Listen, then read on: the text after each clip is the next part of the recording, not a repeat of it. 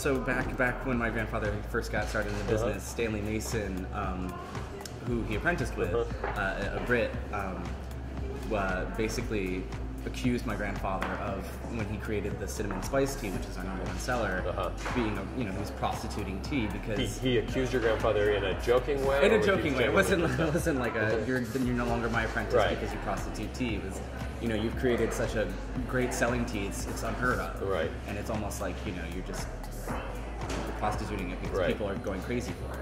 And even today, 30 years later, it's still our #1 seller. I was just going to ask if it was still in the line. Yeah, obviously it is. It's crazy how popular it is. So, and what's the tea called? Hot cinnamon spice. So obviously, heavy dose of cinnamon. 3 kinds of cinnamon, sweet clove, orange peel, lots of spice going on. Is there any tea in there? There is tea, yeah. No, it definitely is. It's got a Chinese black tea base, but it's actually so popular that we made it in herbal, we made it decaffeinated, we made it green. So no matter what your affinity in tea is, or affinity to tea is, you can have it any time of day. Be healthy with green tea. So it's basically tarted up tea. Yes. You don't taste any tea. It tastes cinnamon every which way you have it. All right. But it's good for the person who's not sure they are into tea. Yeah. I mean, for coffee drinkers that are used to flavor coffees, for diabetics, it's really great because it's actually so much cinnamon and sweet clove in it that it's sweet on its own. You don't actually have to add honey or anything. Send some to Paula Deen. Exactly. It's actually Rachel Ray's a big fan. Okay. Yeah. Her orange. Her cool. So if you had to choose one tea in your hundreds of varieties here, would that be the one you direct someone to for, say, Valentine's Day or? No, I mean we do have chocolate teas. Okay. And I think that those, in the same sense that chocolate might be an application, might have the same applications. There are cocoa nibs in them, but it's essential oils of chocolate. Actually, who likes your favorite tea is Lapsang Souchong. Lapsang Souchong is Anne Hathaway. Oh, she comes in every once in a while and gets a cup to go before she goes off to an audition. Gets her sort of all kind of fired up. She actually is she's cute. She's kind of nervous. Yeah. And she has the warm cup of tea and it helps her calm down a little bit. Every once in a while we get Meryl Streep's daughters in here. Okay. We grew up with them upstate, and so that's nice. We see Mamie and Gracie. Great. And now we're actually working with Richie Rich on designing a tea to celebrate the legalization of gay and lesbian marriage. Awesome. And so that'll be really exciting. Does that have a name? It doesn't have a name yet. Okay. I'm sure it's going to be outrageous. Yeah.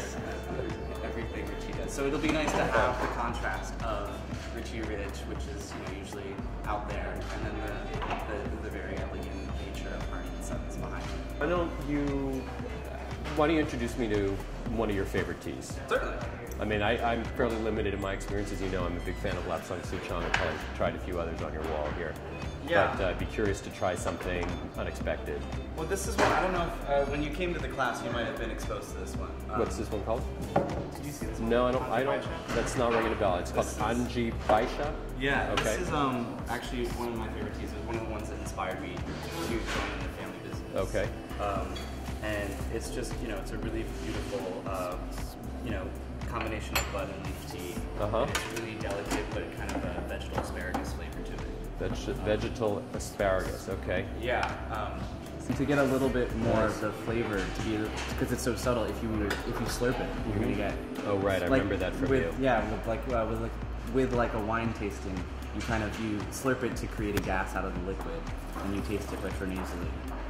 I'm having a hard time with the slurping thing. It goes against everything I was ever taught. I know. If you were brought up as a wasp, noise when you were eating or drinking is against the rules. I'm going to try it one more time and see if I can bring myself to slurp loudly. But it's a very good thing to have. That was good. That was noisy. Yeah, but it really brings the flavor to the forefront. It allows you to taste retronasally. Yeah, I actually don't think I would add 3 tablespoons of honey to this. It's nice just as it is. I know you're not a big believer in sweetening of tea. No, right? there's very few teas. I think there are certain ones that merit, if it's a dessert tea of some sort with vanilla or black currant or something like that, it just adds to the idea of a dessert.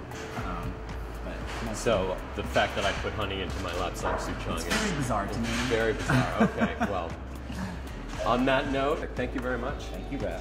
Thanks for introducing me to Anji Basha and to your, amazing operation here. Thank you.